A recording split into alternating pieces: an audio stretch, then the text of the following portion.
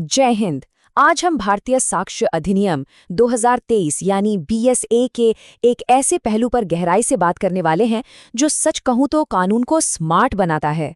जी हां, ये वो सिद्धांत है जो हमारी अदालतों का कीमती वक्त बचाता है और न्याय की पूरी प्रक्रिया को एक नई रफ्तार देता है। तो चलिए मेरे साथ समझिए कि आखिर ये सब होता कैसे है।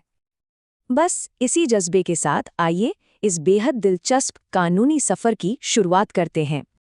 तो आज का हमारा सबसे बड़ा और केंद्रीय सवाल यही है। जरा एक पल के लिए सोचिए, अगर अदालत में हर छोटी बड़ी बात को, चाहे वो कितनी भी जानी पहचानी क्यों ना हो, उसे साबित करना पड़े, तो क्या होगा? मुकदमे तो बस सालों साल खींचते ही चले जाएंगे।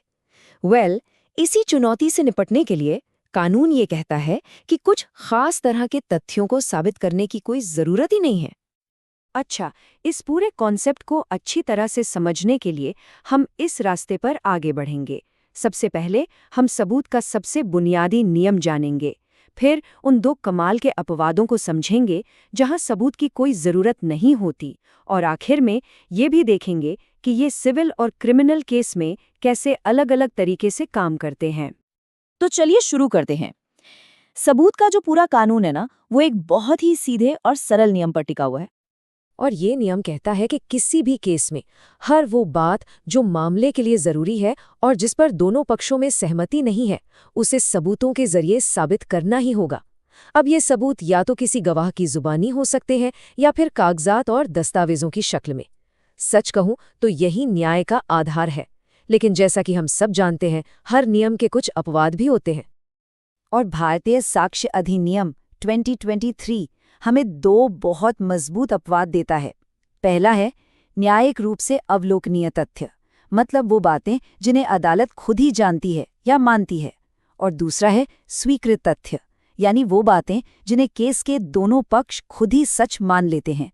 चलिए सबसे पहले अपवाद जुडिशियल नोटिस को जरा करीब से देखते हैं। तो ये न्यायिक अवलोकन या जिसे हम जुडिशियल नोटिस कहते हैं, ये आखिर है क्या? यकीन मानिए, ये एक ऐसा कॉन्सेप्ट है जो अदालती कार्यवाही में एक तरह से क्रांति ला देता है। जुडिशियल नोटिस का सीधा सा मतलब है अदालत की वो शक्ति जिससे वो कुछ तथ्यों को बिना किसी सबूत के ही सच मान लेती है। आप पूछेंगे क्यों? क्योंकि वो बातें या तो इतनी ज्यादा जगजाहिर होती हैं कि उन पर बहस करना ही बेवकूफ़ी है, या फिर उन्हें किसी भरोसेमंद सोर्स से चुटकियों में वेरीफाई किया जा सकता है। इसका मकसद बहुत साफ है, कोर्ट का और केस लड़ रहे लोगों का समय और पैसा दोनों बचाना। अब इस स्लाइड में जो वाकई में दिलचस्प बात है वो ये है कि ऐसे तथ्य दो तरह के होते हैं। एक तरफ है सामान्य ज्ञान वाले तथ्य, जैसे कि सूरज पूरब से उगता है। अब इसके लिए किसी को कटघरे में खड़े होकर गवाही देने की तो जरूरत नहीं है ना? और दूसरी तरफ है सटीक निर्धारण योग्य तथ्य, जैसे कि 26 जनवरी को पब्लिक हॉलिडे होता है।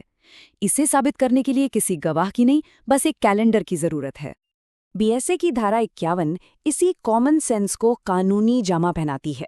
ये कहती है कि अगर कोई बात ऐसी है जिसके बारे में ये उम्मीद की जाती है कि अदालत को वो पता ही होगी, तो उसे साबित करने का बोझ पार्टियों पर नहीं डाला जा सकता।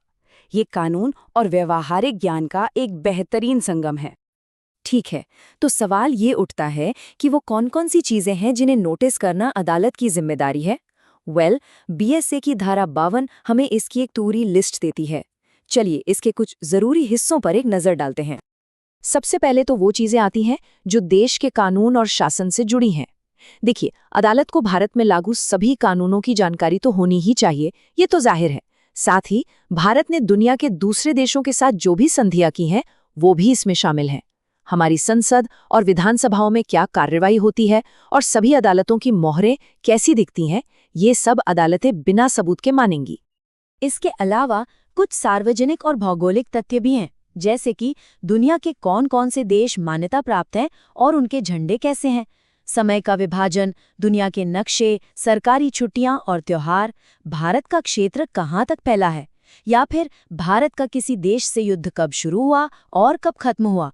इन सब जानी मानी बातों के लिए कोई सबूत नहीं चाहिए होता। अब थ्योरी तो समझ ली, पर असल दुनिया में ये काम कैसे करता है? चलिए एक बहुत मशहूर केस देखते हैं। कावेरी जल विवाद में सुप्रीम कोर्ट ने इस बात का जुडिशियल नोटिस लिया कि जिन दो राज्यों में ये विवाद था, वहां अलग अलग राजनीतिक पार्टियों की सरकारें थीं। ये एक ऐसी राजनीतिक हकीकत थी जिसे हर कोई जानता था और इसे साबित करने की जरूरत नहीं थी। इस जानकारी से केस के पूरे संदर्भ को समझने में बहुत मदद मिली। एक और शक्तिशाली उदाहरण देखिए। इस मामले में हाईकोर्ट ने इस सामाजिक सच्चाई को स्वीकार किया कि शहर में लोगों के पास रहने के लिए घरों की भारी कमी है। ये कोई छिपी हुई बात नहीं थी, ये एक कड़वी सच्चाई थी। और इसी तथ्य को आधार बनाकर अदालत ने राज्य सरकार को आदेश दिया कि वो नागरिकों के लिए रहने की वैकल्पिक व्यवस्था करें। देखिए कैसे एक कानूनी सिद्धांत आम लोगों की जिंदगी पर सीधा असर डाल सकता है। अगर भारतीय कानून की इन बारीकियों को समझने में मजा आ रहा है तो ऐसे ही और विश्लेषण के लिए इस चैनल को सब्सक्राइब जरूर कर लें।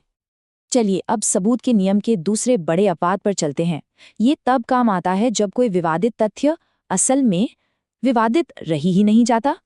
बीएसए की धारा 53 एक बहुत ही प्रैक्टिकल बात कहती है। वो ये कि अगर किसी केस में दोनों पक्ष या उनके वकील किसी बात पर सहमत हो जाते हैं और उसे मान लेते हैं तो फिर उस बात को साबित करने की कोई जरूरत नहीं रह जाती। सिंपल है, अदालत का समय सिर्फ उन मुद्दों पर लगना चाहिए जिन पर असहमति हो। इसके पीछे का तर्क बड़ा साफ है।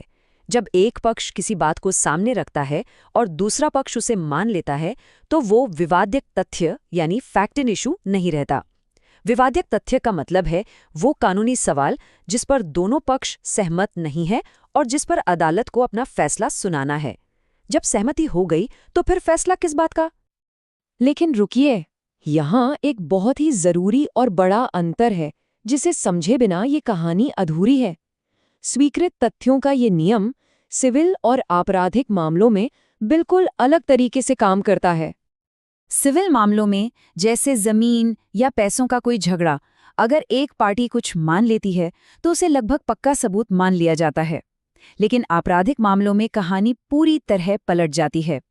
यहाँ अगर आरोपी कोई छोटी मोटी बात मान भी ले तब भी अभियोजन पक्ष को अपना हर एक आरोप बिना किसी शक के साबित करना पड़ता है। और इसकी वजह बहुत गहरी है।